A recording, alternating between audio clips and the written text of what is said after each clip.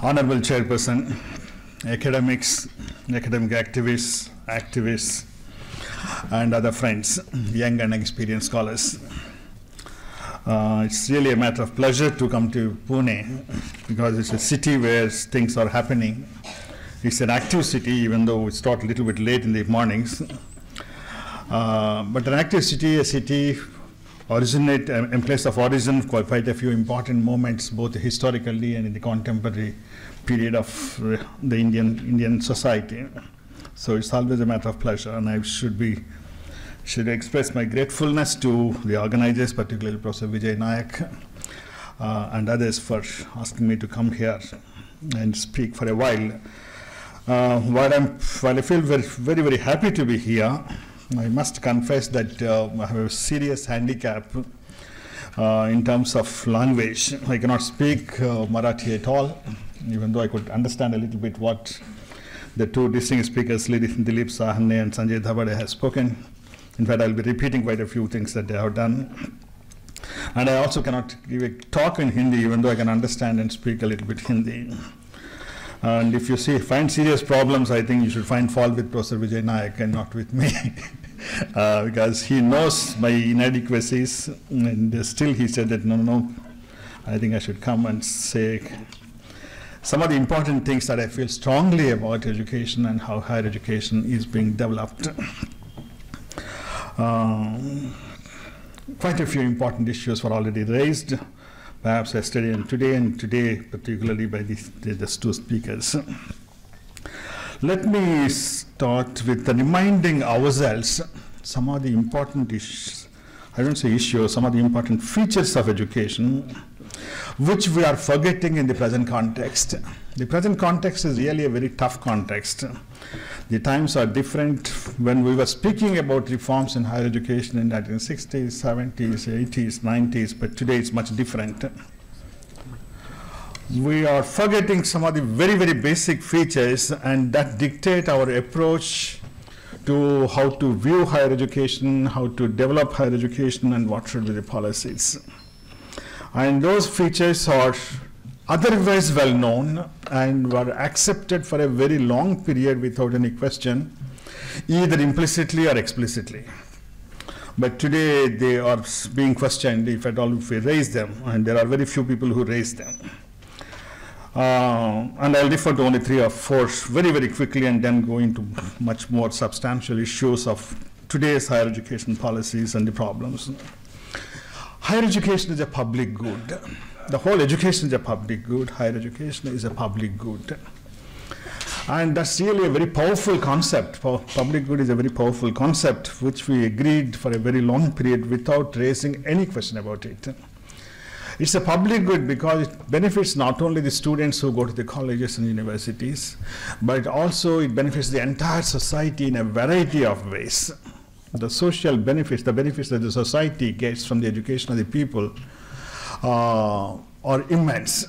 In fact, they are so immense that they excel the direct benefits that the students or the graduates get in terms of employment, in terms of earnings, etc. The benefits are economic, the benefits are social, the benefits are political, the benefits are cultural. In fact, it comes into almost every area of life, human life. And hence, the society has a responsibility for the development of education. The society, in the sense of a collective agency, we say the state as a representative of the collective society, has an important responsibility, because we should not leave it to the individuals. The whole society benefits, or the whole society suffers if it's a bad education. So the whole society, the government, should feel responsible about it. And I find that this is so important that has dictated the country's approaches to the development of education in India for a very long period, from ancient periods to the modern periods, and also in many other parts of the world. And still it's a dominant phenomenon in many other parts of the world, but today in India we forget about it. Not only we forget about it, we are asking the question nowadays, or we are saying that no, it's not a public good, we should treat it as a private good. And in the sense that the private good is one which is also good, which is also important, but important only for the individual concerned. It benefits the individuals.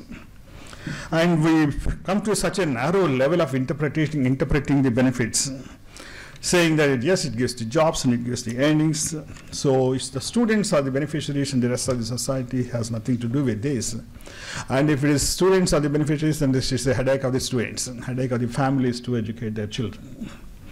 Or at best, if the companies are going to recruit those people, the companies are also having stakes in the education of the people, but not the entire society. So today we use the term stakeholders, in fact a term that I don't want to use, I don't like at all in using in education, but it became so strong that stakeholders are only the students and the families and their families, and the companies or the manufacturing firms that they employ, but nobody else. Not the teachers, not the employer, not the government, not the society, not the other people at all. We should recognize that the entire society is a stakeholder. And if somebody says that we should consult the stakeholders while formulating the education policy, I say that you consult all people in the society, the entire society, but not just the students and the graduates and their parents, or just the employers. But I think very few people agree nowadays when we say that stakeholders are the entire society. The second important feature of education, which is also similar to the public good nature, is the merit good nature of education. Merit good nature is something slightly related to the same, but also slightly different from the one, in the sense that the individuals may not necessarily know about the good and bads about a particular activity. But again, the society as a collective agency knows that it is better for the individual concerned. Not only better for the entire society, but much more specifically for the individual concerned, it is beneficial. And hence, for example, in primary education or with respect to primary health care, etc., we make it compulsory also. There is no choice. There is no choice for you to send your child or not to send your child to the primary school. It's compulsory. It has been compulsory not only after the RTE came into force, but also from the Constitution. In fact, even before the Constitution, we have compulsory education acts in the country. And many parts of the world, these compulsory education acts are there because of the specific feature that the left to the individuals, they do not know good or bad, and they may take bad decisions which would not be really good for this individual concerned in his or her lifetime. So the society has a responsibility for this. Both the public good nature and the merit good nature put a heavy responsibility on the state to see that everybody has education, everybody has good education for the benefit of those specific individuals concerned and also for the benefit of the entire society. And if we forget about these two aspects, and I think that's what we are doing, we are forgetting about these two, and we say that it is a headache of the individual concern and we don't have to worry about it at all. The third, in fact, in the case of merit good nature, I think some of you may be knowing, it's also both theory and also empirically. Many activities and goods and services are classified in merit and non-merit goods. Non-merit goods are also important goods, but we can leave it to the individuals. Production of cars or production of soaps or production of others, we can leave it to the individuals because the individuals know whether to purchase a car or not. They will decide. And India at one point of, government of India at one point of time reclassified the merit and non-merit goods and stated that anything about primary education, I think post-primary education is a non-merit good, implying that the government need not necessarily bother about it at all.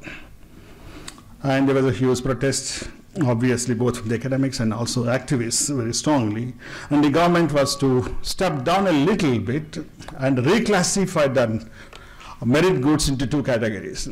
And this categorization is very unique to India. In fact, we didn't find anywhere, both in theory and also in practice, merit goods being classified as merit 1 goods and merit 2 goods.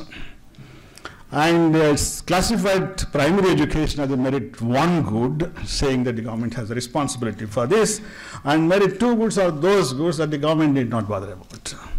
Need not. If it wants to, it can't, but it need not necessarily bother about. Certainly not as much as merit 1 good nature.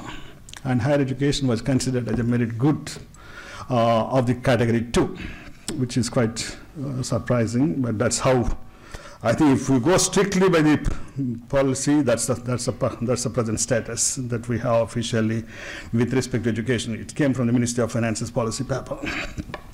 The third important feature that we know very well. Perhaps individuals are also very well aware, and the entire society is very well aware, but in a distorted fashion, is that it's an investment that benefits the individuals, it benefits the whole society. While it benefits the individuals, is being taken care, but I think the benefits from the society and the investment, as a social investment, as a national investment for the development of the society as a whole, is an important feature that one is tending to forget or tending to ignore.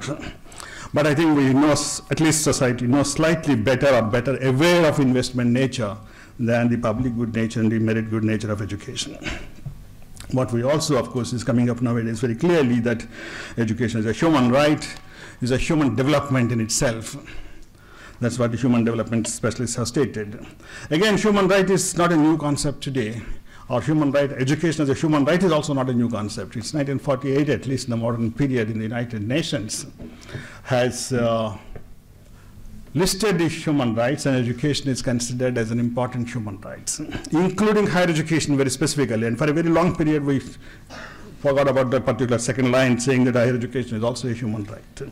So when the entire world forgot about it, it's only UNESCO again took it up in 1999, saying that please read it again and say that higher education is also a human right. And again, the human rights put an important obligation on the part of the state to take care of the provision of the human rights. Now, I think I can go a little bit more, but I think I'll stop with those 3 or 4 important features, because these 3-4 features are important from the public policy point of view. If we forget them, we ask awkward questions, and we have been asking awkward questions quite often, or we hear these awkward questions, why at all the state should be bothered about it? And the state has lots of other things to do. And so the state doesn't have to do with respect to primary education, or at best with primary education and elementary education in India, but state need not bother about secondary education and higher education. We can leave it to the individuals, we can leave it to the markets, we can leave it to the private forces, and that's what is exactly happening today.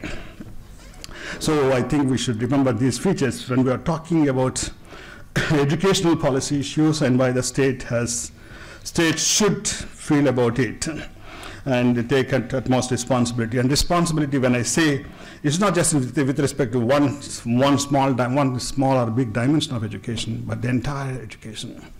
Because it's also being stated that yes, perhaps if education is an important concern of the society or the state should make a small policy statement and give a policy framework and leave it to the individuals and to the markets and to do whatever they want to do it. Either in terms of regulation, either in terms of financing, in terms of management, we can leave it to the markets, and we can provide what is known as an enabling framework for the markets to work. And again, that's not the way that we should interpret. The state has a complete responsibility with respect to every dimension of education. Because these features, what they really tell you in a very simple sentence is education is one of the most powerful instruments. The most powerful instrument for social transformation. And it can transform the society into a good way or into a negative way also. So you can use it in either way you want to use it. And the states used it many a time historically in many countries of the world, perhaps including in India, both for good and bad purposes. So national building is taken as something important. For the national building, education is being used by the state as a very effective mechanism, very effective instrument. But at least from the positive side, we must recognize and repeat again, saying that it's a powerful instrument for development, and if we want to have really good development of the society, we should be concerned about it. And it is certainly different from other goods and services, production of cars and machines, etc., etc. And we should not equate education to those activities. Well, having stated this, let me come to the present context and present higher education scene in the country, and what the government plans to do or intends to do and has been doing, some with some intention, some with confused status of affairs, and going in different directions, and sometimes even without directions. Now, at least there are 3 major achievements with respect to higher education that perhaps we can say a little bit positively or more passionately positively. One is we have expanded our higher education system in a very, very significant way in terms of numbers. Today, we have more than 800 universities in the country. We have more than or nearly 40,000 colleges. And there are more than 36 million students according to the latest statistics of the Ministry of Human Resource Development. And 35, 36 million students population is larger than the total population of many countries of the world. And in fact, is larger than even a group of countries in Europe. So in that sense, it's really a very big system of higher education that we have developed. And today it is the second largest in the world after China. It used to be the third after China and the United States, but it became the second one. And that itself is taken as an important achievement that we have done. And I think that's an important achievement. I'll qualify this. We have also made some progress. I don't say really great progress, but really good progress with respect to some dimensions of equity in higher education. Equity in the participation of the weaker sections. Now, with respect to, say, for example, women, we have nearly 40% of our students in higher education, they are women. So in any standard way of analyzing the gender parity index or gender inequalities in participation in higher education, you find quite satisfactory progress. 40, 45%, 46% perhaps is the latest figure that we have. But again, if you go into different dimensions, you have the problems. But on the surface of it, it's a big achievement in terms of gender equity. A big achievement compared to the 1950s and 60s when we inherited a very elitist, very regressive system of higher education from the past. We have also made some progress. I don't say highly satisfactory progress, but some progress with respect to the participation of scheduled castes and scheduled tribes in higher education in terms of enrollment ratios. Over the last 60, 70 years, and particularly thanks to the reservation policies that we have had from the very beginning of independent India. Third, we also have some quality institutions in the country, and as a matter of source, it's a matter of envy for some of the developing countries. A few handful institutions like IITs, IIMs, or central institutions, or some other research think tanks, we have a very high, powerful institutions. High-quality institutions. Rather, they demonstrate that we can really develop high-quality institutions in a developing country like ours, keeping our social considerations intact. At least they tell us. Because they were not set up yesterday or today, they were set up in the last 30, 40 years ago. So even a developing, economically poor developing society can develop strong quality institutions which are good for the society and which are good for the nation. The large system of education could produce manpower to the extent that we are quite satisfied with the number of graduates that we have. We are not worried about the brain drain if people are going out today. We used to worry about brain drain in 1960s and 70s. Today we say proudly that we are able to export our manpower, and Silicon Valley critically depends upon Indian IT manpower, etc., etc. So we have achieved some kind of self-reliance in manpower requirements for the country. We have our own graduates in almost every activity to plan, misplan, manage, mismanage, to do whatever we want to do with respect to the entire country. We don't have to depend upon foreign manpower to do those things. And again, it's a very important achievement because still there are many developing countries in the world which are critically dependent upon foreign manpower to write a primary school textbook. Not to speak about national policies of different kind.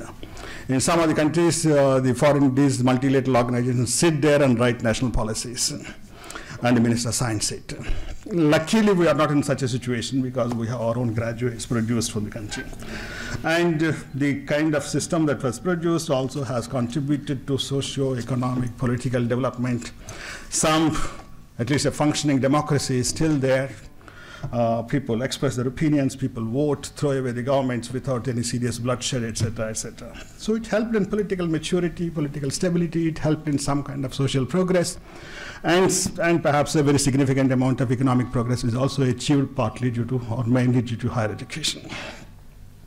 Well, I'm not going to many other plus points. There are not really many plus points.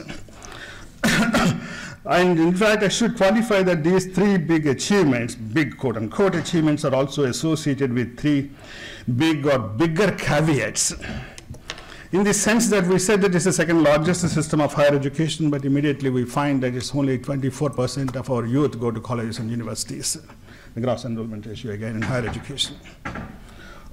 And that ratio is not sufficient to realize the goals that you have set up for ourselves to become an economically advanced country, to become a socially stable, and from the Human Development Index and from Gender Development Index, from Peace and Progress international indexes, we fare very badly because the higher education system is not adequate at all for the country as a whole.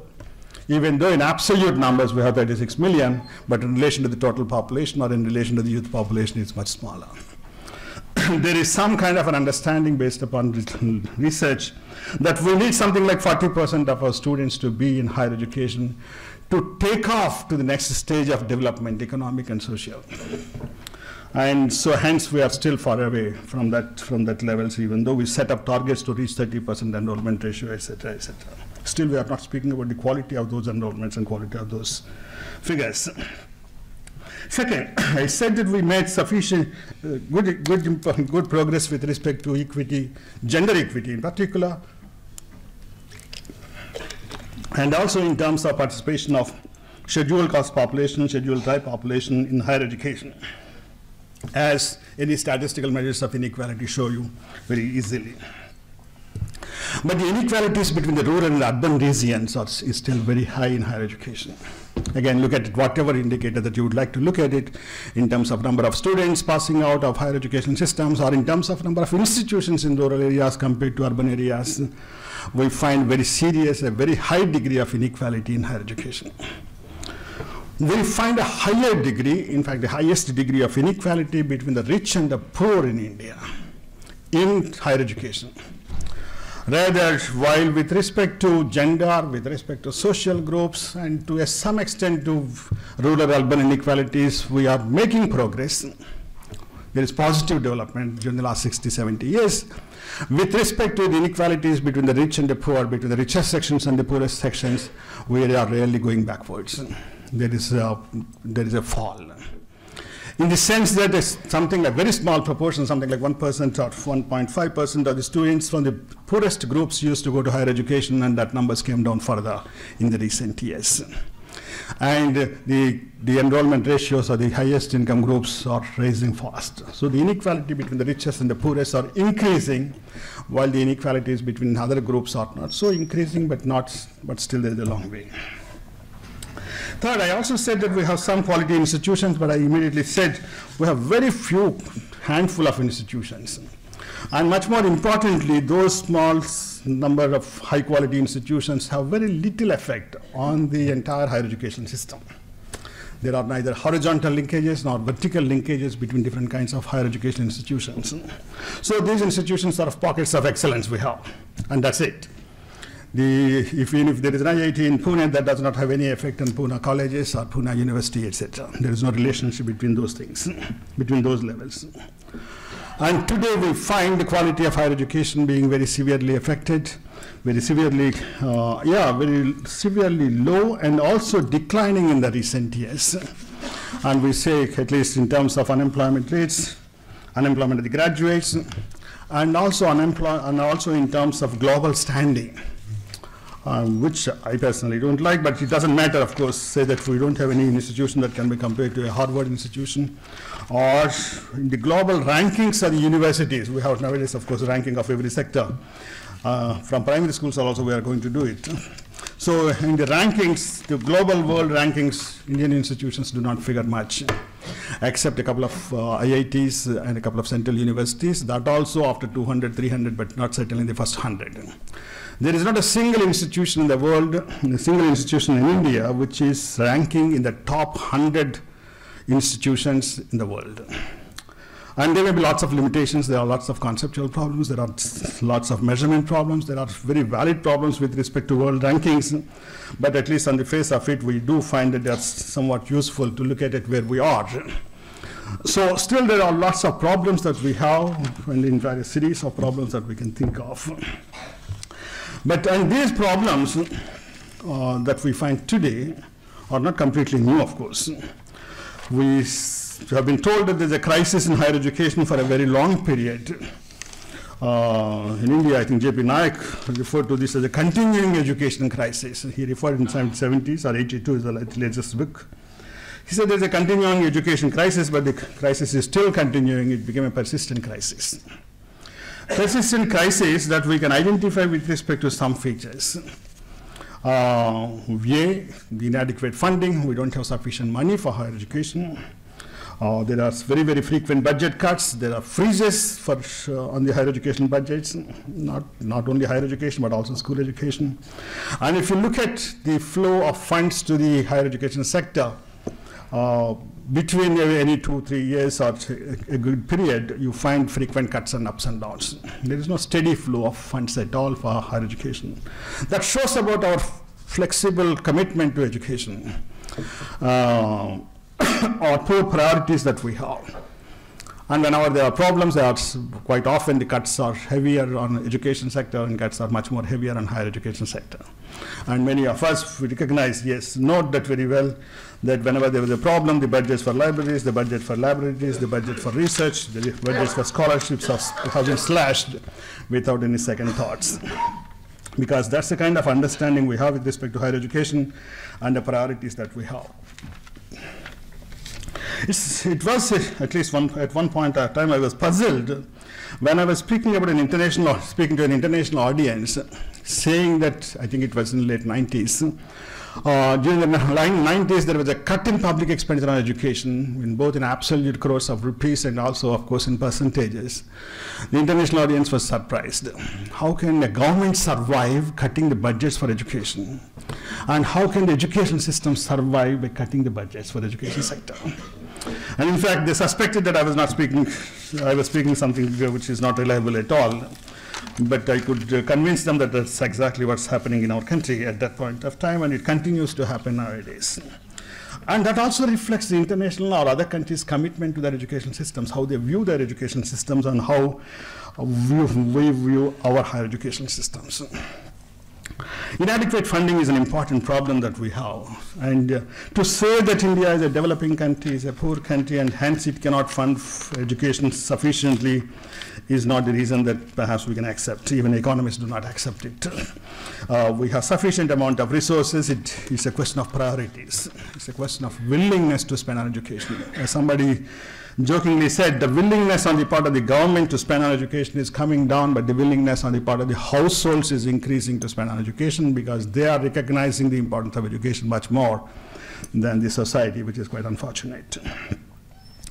When the budgets for higher education have come down or have been slashed, obviously, to sustain the education system, solutions were suggested of raising resources from 2 or 3 different avenues. One is, of course, the student fee contributions. Student fees is regarded as an important source of funds for higher education.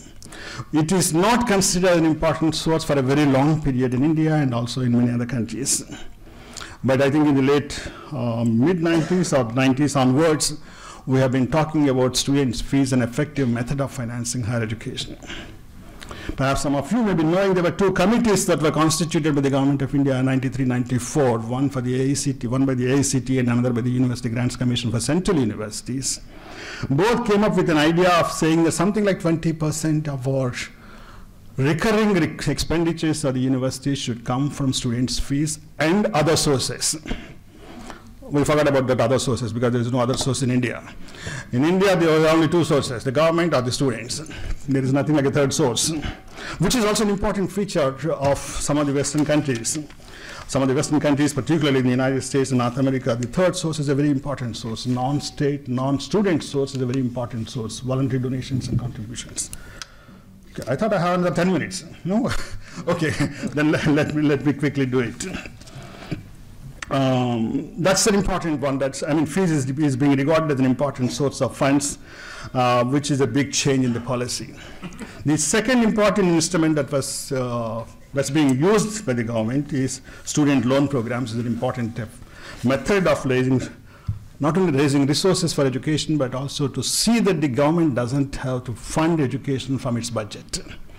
In fact, this was almost stated black and white, saying that we should make the student loan programs so effective that over the years, the loan repayments constitute a revolving fund for higher education, and the government doesn't have to finance at all the higher education system. So the government can completely withdraw from funding higher education.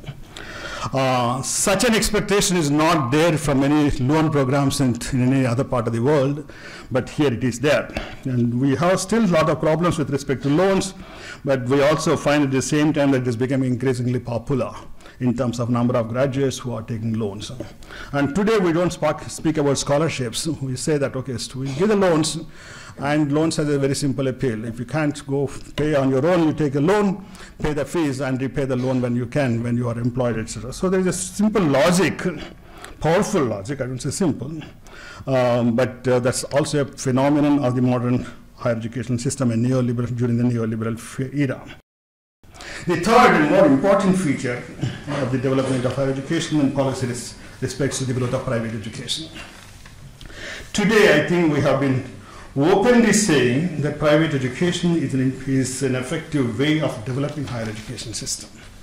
For quite some time, the view that was held is the state is responsible for higher education, and in those areas where the state cannot do and where the markets can do, perhaps we can leave it to the markets to a very small extent. So markets are generally regarded, the private sector is generally regarded as a peripheral sector for higher education. And including in some of the Western countries like the United States, which is said to be a capitalist country, the private higher education is still a peripheral sector. Peripheral sector in the sense that hardly 20–25% of the students in the United States go to private universities. 75% go to state universities and colleges. But in our case, 2/3 of our students in general higher education and 4/5 of our students in professional education today go to private universities and colleges. And this is an alarming degree of privatization, because I don't find any of these figures anywhere in the world. And it is also not sustainable method of funding developing higher education system. In this sense, such a high rate of growth of private colleges, and we are not speaking about private philanthropy colleges that were set up in 1940s, 50s, 60s. We are talking about private self-financing colleges which are exclusively dependent upon student fees and nothing else. As I said, there is no third source. The government doesn't finance, the students have to finance. Such a very rapid growth of private education system that we have experienced today has never been seen in the history of this country or in any other part of the world, has displaced quite successfully the public sector. So the public sector, you don't find really physical space to open another college. Saying that Pune city is full of colleges, so we don't have to open another college. So there is no physical space, there is no otherwise space. So if there are 250, 300 colleges in a state, why should we have one more college? And the government did not necessarily start a college. And if at all there is a need, some private sector, corporate sector will open that particular college. So it has displaced public sector to a very great extent, which is a very important casualty that we should recognize. It has displaced quite a few important disciplines of study, because these private colleges and private universities are focusing on those subjects which are marketable.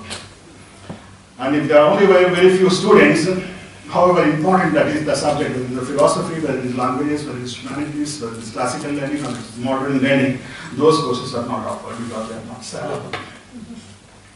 So we have closed many departments like departments of philosophy, department of sociology, departments of history, in many state universities also nowadays.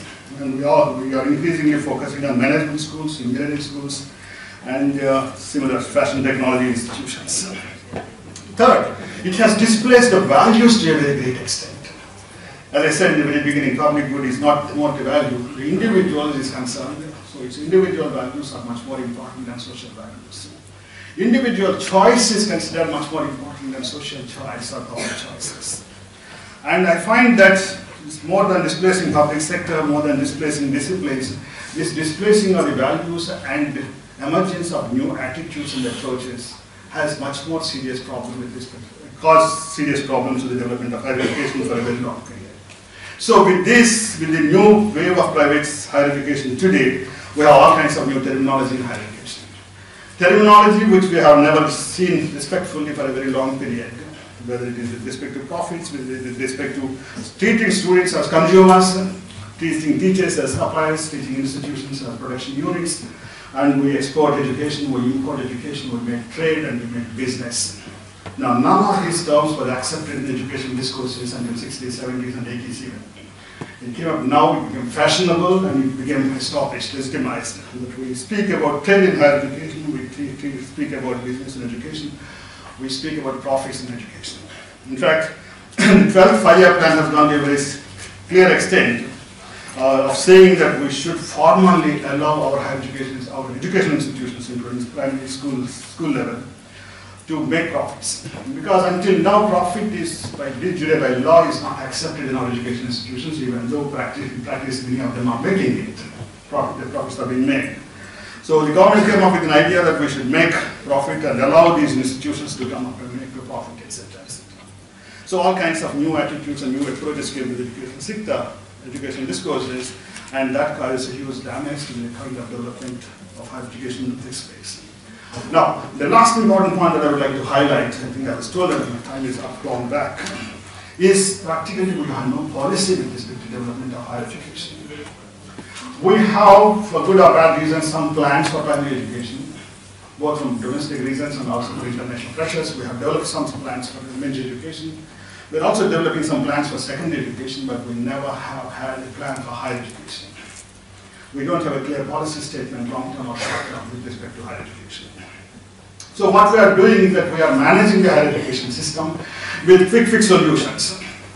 And today we issue some orders and tomorrow we withdraw those orders. Whether it is about the NEET examinations, whether it is about NET examination, whether it is about 4-year credit course, or whether it is credit transfers, many of these things.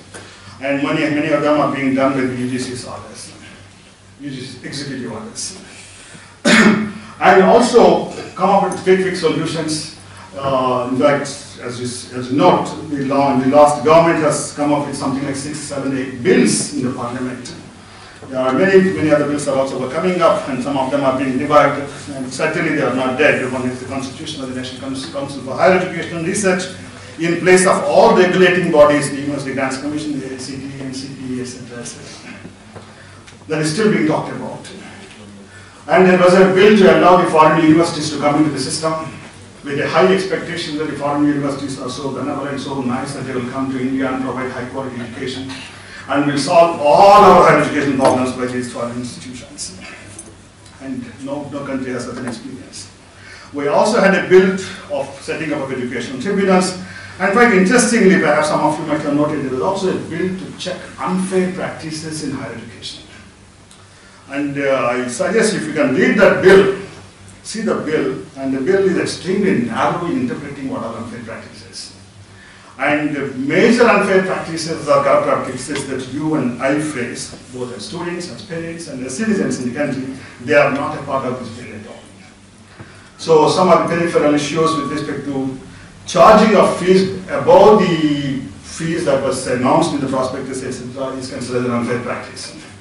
But charging or mentioning a very high level of fees higher than the cost of higher education in the prospectus is not an unfair practice.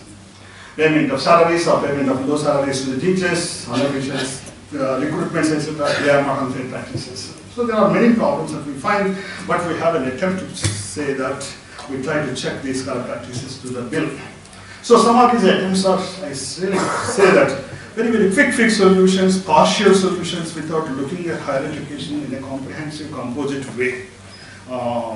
Because we don't have a policy of how to develop and what to do with respect to higher education. Partly because of our confusion. Confusion is not confined, of course, to the government. Confusion was also there with the judiciary. I think you were referring to some of the cases the judiciary went forward and backward on many issues. With respect to private universities, the government went forward and backward. We're saying that we don't want private institutions, but we'll allow private participation. Or we will say that we'll encourage private participation, but we will not have profit institutions. Then it's also said that we will allow profit-seeking institutions, but we will not allow exorbitant profits. And there is no definition of exorbitant profits, etc. So we have all kinds of problems on this kind. Today we are also confused, the higher education institutions are confused because we have University Grants Commission, we don't know what is the role of the University Grants Commission, but we also have a RUSA last year, which is the Vicharvedh. And now, in the last 2 years, I think it was set up already, it started functioning the Finance Corporation for higher education. Higher Education Finance Corporation, Finance Authority, IFA. And we still do not know the clear roles of these three different organizations with respect to funding, with respect to economic issues, etc., etc. So we are still in a very confused state. Now the problem is we want to reform higher education in such a confused state on the one hand, and a state which is now clearly neoliberal, the whole environment, the whole extremely market-friendly, market-determined environment that we have. And at such a point of time, if we are trying to reform the education system, there's a big danger also, because we go in the same setup that was set up by this neoliberal framework. The only point that I would like to really emphasize is, one, we should understand that higher education is important for the development of the societies. And if we want to have really good higher education systems, we have good examples both from our ancient India and present India and also contemporary Western world, what kind of universities that we would like to have. Ishbal committee has referred to, in fact, some of the important aspects of good university systems, which are something like large university systems, not single faculty, small universities with an enrollment of 100, 200, 300, which are not only economically, managerially unviable, but also academically unviable institutions. We have a large number of universities, we have a large number of normal universities where the strength is much less than a secondary school in the same area. And there's no place for such universities. For knowledge development, I think Ishbal committee was focusing on the development of knowledge when he made quite a few important suggestions. He also suggested that we should have universities which are multi-faculty, having different kinds of faculties in the same place, and the committee suggested that even IIT should go to become comprehensive by including medical schools inside the campus. We should also focus on important research and teaching as important twin related functions of our education system rather than separating them, etc. The last point that let me emphasize once again. If you look at the university systems, the best universities, the strong universities, however way you define the vibrant universities, are those universities which were set up by the government, which were funded by the government, which are state universities or public universities. In our case, we would like to develop our private universities in India. One of the latest attempts is with respect to setting up of world-class universities, not world-class universities, we say universities of eminence. So applications are invited to promote competition between universities, to be qualified for the universities of eminence. A large number of private universities and a few public universities have applied for it. We don't know what will be the status. But finally, it was stated that 10 public universities and 10 private universities will be selected for special funding to become universities of eminence. While eminent education experts, like Philip Altebach, who has worked extensively on higher education around the world, including in India specifically, has stated, in India, it's only the state universities which have the capacity to become world-class universities, and certainly no private sector can develop a world-class university of reasonably good understanding nature. So state funding is important, and a system of higher education which is critically dependent upon to such a level on private sector cannot economically progress, cannot socially progress, and cannot educationally progress. And if you want to have social progress, if you want to have economic progress, if you want to have human progress, really you need to have strong public higher education systems. And if at all it's compulsory or necessary, you can have a small peripheral private sector, but not a dominant private sector of the kind that we have. Let me stop here. I was warned by the chair to stop quite some time back. I'm sorry for that.